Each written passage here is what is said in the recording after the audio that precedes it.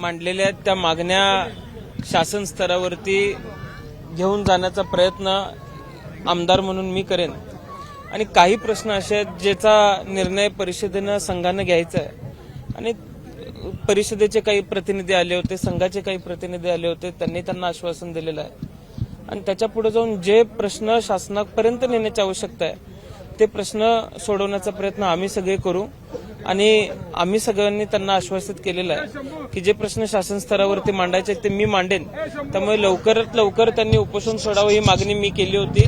त्यांनी उपोषण आमच्या विनंतीला मान देऊन सोडलं त्याबद्दल मी त्यांचा मनापासून आभार मानतो।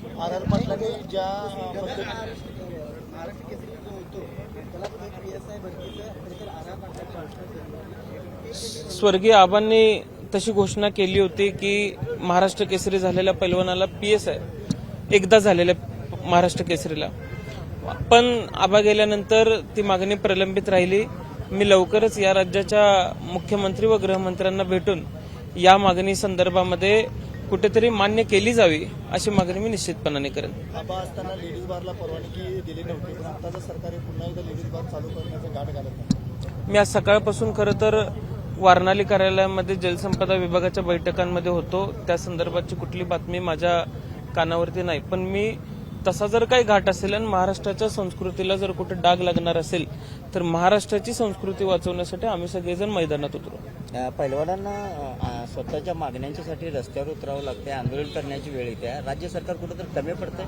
खरं तर या खेळामध्ये आता मी इथे येण्याचा हेतू मुळातच असा होता की सांगली जिल्ह्यामध्ये अनेक पैलवान असे घडले ज्यांनी सांगली जिल्ह्याला देशाच्या नकाशावरती नव्यानं ओळख निर्माण करून दिली।